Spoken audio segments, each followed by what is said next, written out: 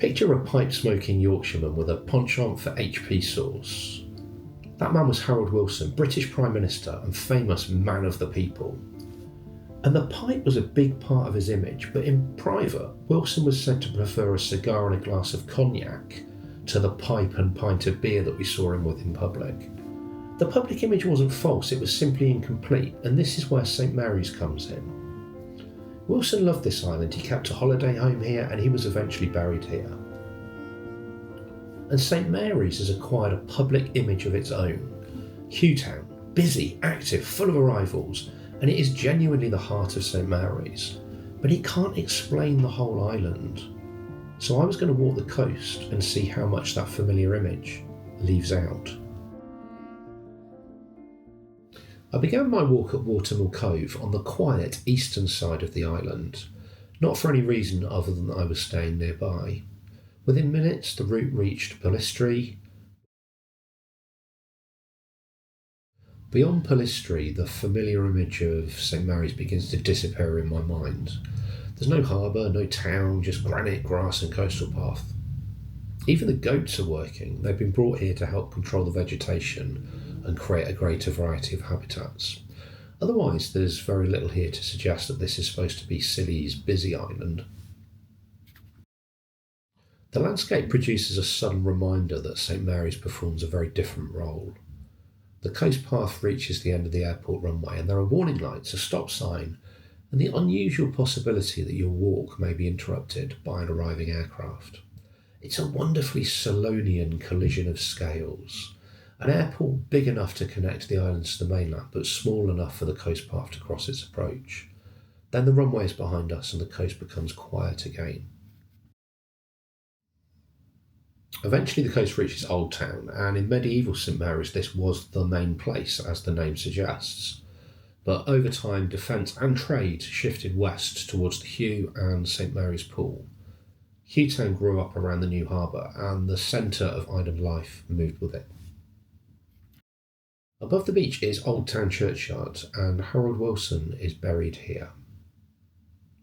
But Wilson is not connected with the most dramatic story here. In 1875, the German liner Scilly struck the Retaria ledges in fog.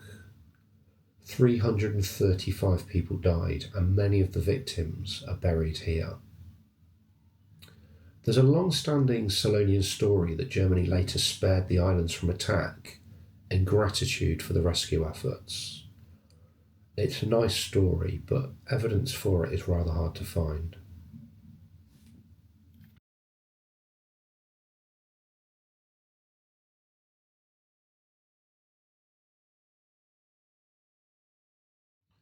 Leaving Old Town, the path turns towards Peninnis Head.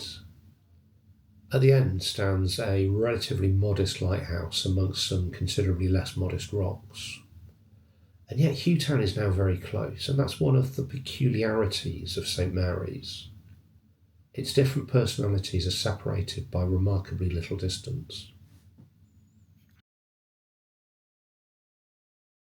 Soon Porthcressa and the Garrison appear ahead, and there is still what by Scillonian standards passes for a respectable climb. By almost any other standard, it's barely a ripple.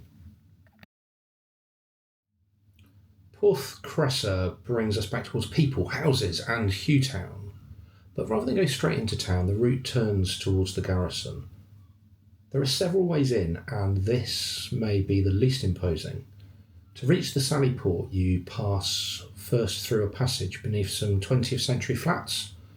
Then comes the old entrance itself, narrow and low enough to make an undignified arrival almost unavoidable.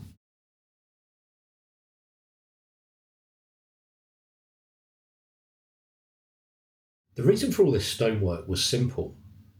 By the late 16th century, England feared invasion, particularly from Spain, and this headland controlled St Mary's Pool and the western sea approaches. Stark Castle was built in 1593 and the surrounding defences developed around it. What I particularly like about the garrison is the fact it doesn't simply sit on top of the landscape. It recruits the landscape. Walls run into existing granite outcrops. Batteries occupy natural vantage points. The headland itself becomes part of the fortification. These walls were built because the sea was the direction from which danger was expected to arrive. Today, thankfully, the likely arrival is rather less alarming, and the spirit of St Agnes crosses St Mary's Sound below. Round the headland, even the garrison changes character. The western side of the field exposed and defensive, but further round it becomes calmer, greener, more orderly, almost Tresco-like. Eventually I leave through the formal garrison gate with its blue doors and bell tower. We'd bent almost double beneath the defences to get in, but we're leaving through something clearly intended to make a better first impression. And below is Hugh Town, and the harbour explains almost everything.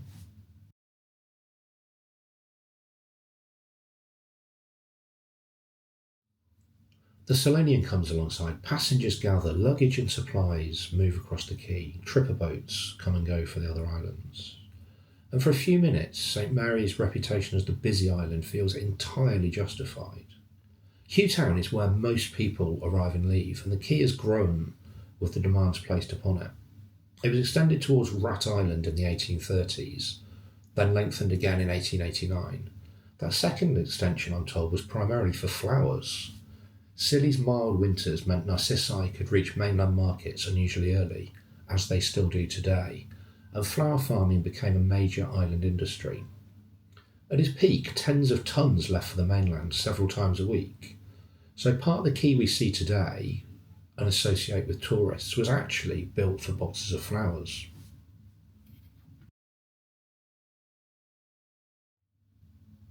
Sometime in the last century, somewhere among these streets, a visitor went into a newsagent looking for a particular newspaper. The shop didn't have it, and the visitor was unimpressed, and then he became irritated, and then with the particular sense of injustice available only to the seriously entitled, he announced that he would write to his MP. And the shopkeeper suggested there was really no need to waste the time of a humble backbencher when he could complain directly to the Prime Minister. And then he pointed to the next man in the queue. It was, of course, Harold Wilson. Now, I don't doubt that's a story that's acquired a little polish with the retelling over the years, but it captures perfectly Wilson's place on St Mary's.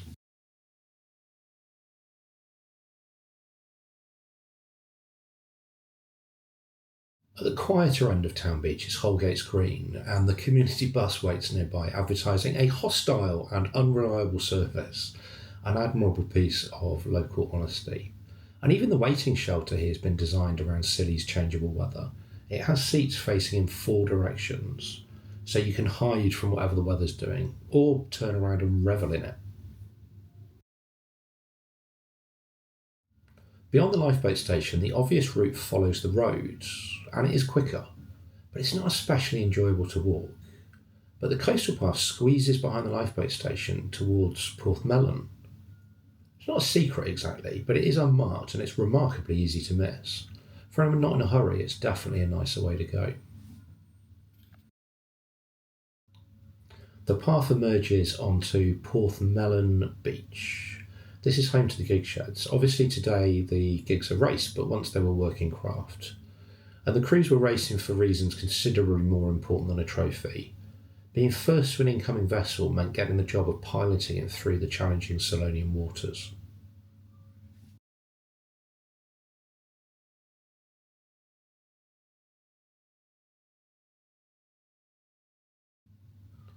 From Porthmellon, the path continues around towards Porthlow and onwards towards the golf course. And there you pass through the gate and the town falls away almost immediately.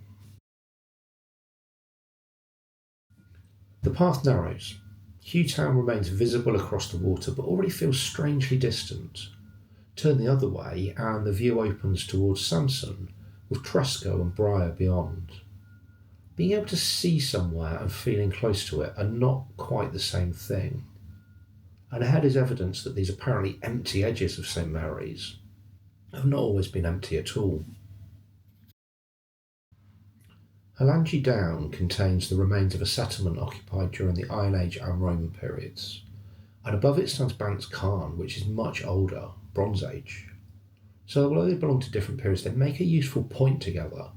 They remind us that people lived, farmed and buried their dead on this hillside long before Hugh Town, long before the Garrison, long before the modern Quay. Beyond Halangy lies Bar Point, and by now I'd walked several miles without seeing another person, and it suggests another way of thinking about tranquility. Visitors to the off-islands often arrive on the same boats, follow similar routes, gather around the same beaches and cafes, and return to the same quay. St Mary's has more people, but it also has more places for those people to go. And at Bar Point, with its pale sand, unmistakably Scillonian green water, even on this grey evening, there was no one around. I began this film with a familiar description of St Mary's as Scilly's busy island, and that idea isn't wrong. The harbour is busy. Hugh Town is where most people arrive, leave, shop and connect with the other islands when they're on Scilly. But it's only one version of St Mary's. Harold Wilson's pipe was genuine, but it didn't explain to us the whole man. Hugh Town is genuine too, but it can't explain this whole island either. Perhaps St Mary's isn't just a busy island with a few quiet corners. Perhaps it is a quiet island with one very busy town.